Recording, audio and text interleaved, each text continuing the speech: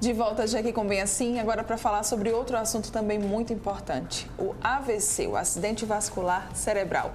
É a doença, gente, que mais mata aqui no Brasil e a que mais causa incapacidade no mundo. Como identificar os sintomas, quais que são as causas, como proceder, quando o AVC ele acontece, são algumas das perguntas que a gente vai buscar responder agora aqui no estúdio com o neurologista Matheus Pires. Muito bom dia, doutor Matheus. Seja muito bem-vindo aqui ao Bem Assim. Obrigada pela presença.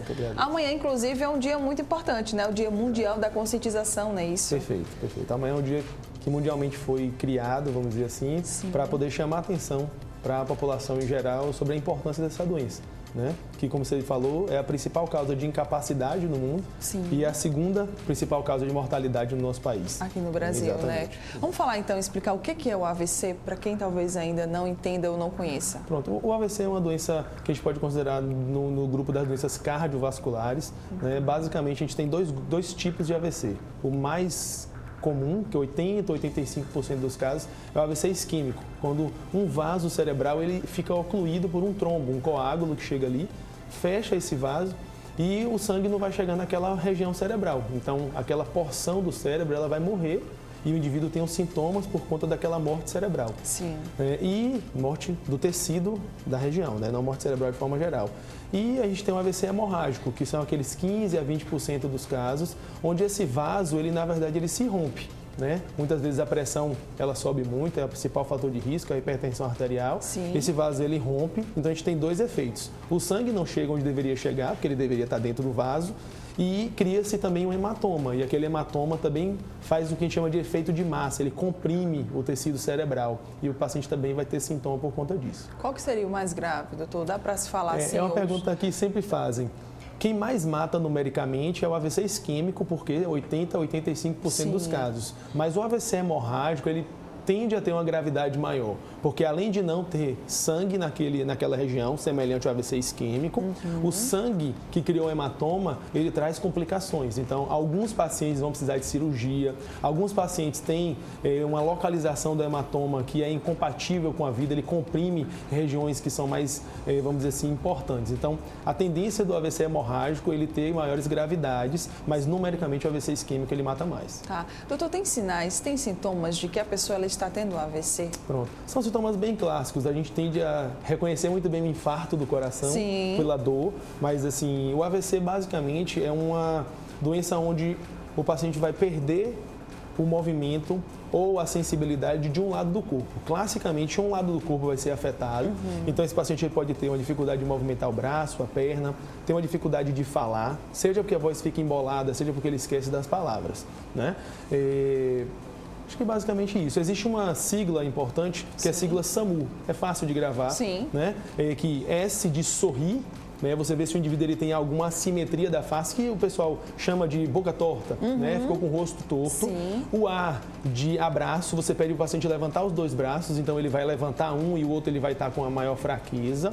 O M de música, que você pode pedir para ele cantarolar ou falar mesmo, e você vai ver que a voz vai estar embolada, ele não consegue. Sim. E se um desses sintomas, se ele estiver presente, o de urgência, para você ligar e esse paciente ir de imediato para um serviço de referência. Perceber esses sintomas é importante que eu leve logo esse paciente imediatamente? De imediato.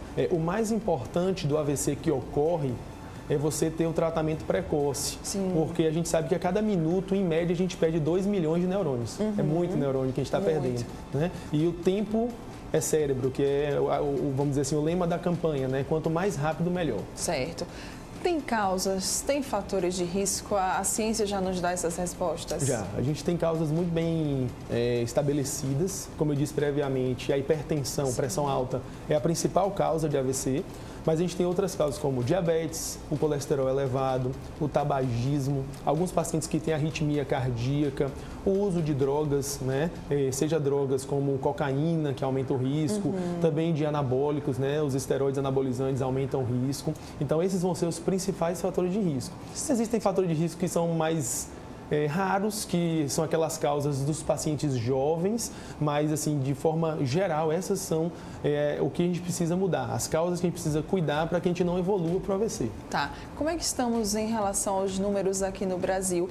Muitas pessoas estão tendo AVC, faixa etária, são os mais jovens, são os mais idosos? Pronto. O AVC ele é uma doença que acontece basicamente nos pacientes mais velhos, acima dos 55 anos de idade, a maior parcela, né? Depois dessa idade não tem tanta diferença entre homem e mulher. Quando é mais jovem, acredita-se que a mulher, a evidência é que a mulher sofra mais por questões hormonais. Sim.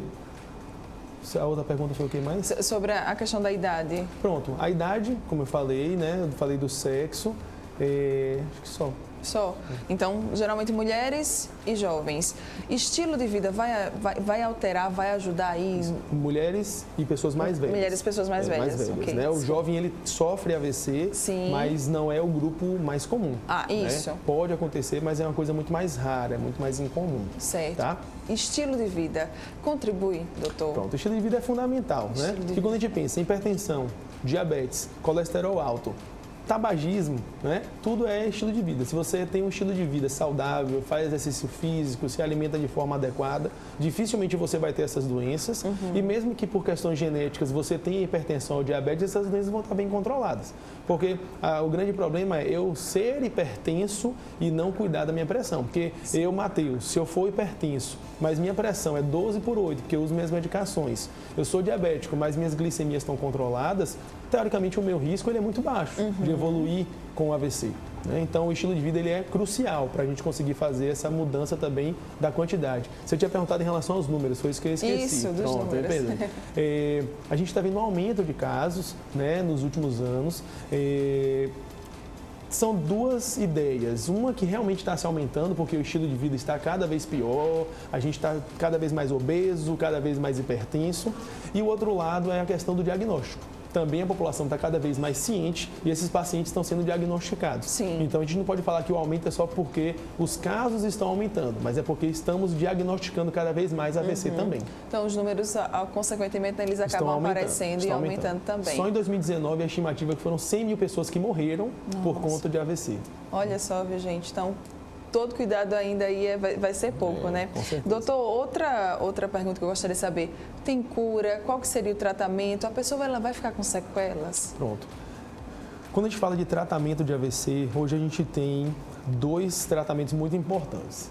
O tempo é importante nesse sentido, porque até 4h30 a gente pode, nos casos específicos, utilizar uma medicação na veia venosa com o objetivo de dissolver aquele coágulo do AVC isquêmico e fazer com que o cérebro ele tenha sangue novamente naquela região e diminuir o risco de sequela. Até 24 horas, num grupo mais restrito de pacientes, a gente pode indicar o que chama de trombectomia mecânica, que é semelhante a um cateterismo, só que do cérebro. Você chega nesses vasos e retira o coágulo mecanicamente com o catéter, mas é um grupo menor ainda. Só que a gente vê que o tempo é muito importante. Quando a gente fala 24 horas, é porque isso teoricamente, isso vai existir, mas normalmente com uma janela, com um tempo tão longo de AVC, esse paciente ele já vai ter perdido uma quantidade cerebral muito grande de tecido cerebral. Então, quanto menor o tempo, melhor. Porque a gente vai poder falar de sequela levando em consideração os sintomas, o tamanho da lesão e o tempo de recuperação. Então, se hoje um paciente ele tem um AVC, eu não posso falar que aquilo é sequela hoje. Eu só vou poder afirmar isso pelo menos daqui a 12 semanas, que é quando a gente vai falar, olha, infelizmente, a probabilidade desse cérebro se recuperar é muito pequena. Aí a gente vai poder falar de sequela. Então, tem todo um tratamento e todo um acompanhamento para poder dar esse diagnóstico, né, doutor? Hoje, então, qual que seria a mensagem que a gente poderia deixar sobre o AVC, sobre o Dia Mundial, que vai ser amanhã, né, de conscientização do AVC? O que a gente poderia falar para as pessoas que estão nos assistindo? O mais importante é lembrar que é uma doença que é prevalente, que ela acontece diariamente, que mata muito, né? A segunda maior causa, né, de mortalidade no nosso país e que, além de matar, incapacita, deixa muita sequela. Então, vamos nos atentar para os sinais, se identificar um sinal e de imediato para um serviço de referência, né? E vamos mudar nosso estilo de vida. Vamos ter hábitos saudáveis, vamos nos alimentar melhor, cuidar das nossas doenças e que provavelmente dessa forma a gente não vai acabar sendo mais uma vítima, né, do AVC. Essa é a melhor forma de prevenção, doutor? É cuidando da gente mesmo? Com certeza. A ideia é essa. Se a gente se cuidar, eu não vou poder afirmar que nunca teremos, mas que a probabilidade de acontecer ela vai ser muito menor, isso é um fato. Muito bem. Muito obrigada, doutor Matheus. Tem contatos, redes sociais, vamos compartilhar aí com o pessoal de casa. Pronto. Eu tenho um Instagram recente, eu nunca fui muito de rede social, que é Matheus com H, Pires, _neuro. Essa é a minha rede social. Muito bem, então tem alguma dúvida, pode ir lá falar com o Dr. Matheus ou até mesmo acompanhar ele, com certeza vão vir muitas postagens informativas aí pela frente. Nós conversamos agora com o neurologista Matheus Pires, muito obrigada, tá? Doutor Matheus, aqui pela presença, pela sua participação e por toda a contribuição com essas informações importantíssimas e muito bom dia, uma ótima semana para você. Bom dia, eu que agradeço. E olha só, você que está aqui ligadinho com a gente também, muito obrigada pela sua companhia. Nós estamos ficando por aqui, mas amanhã estaremos de volta a partir de 9h30 da manhã. Tem mais programa bem assim aqui na telinha da TV Mar e eu conto com você. Um grande beijo, tchau, tchau, até mais.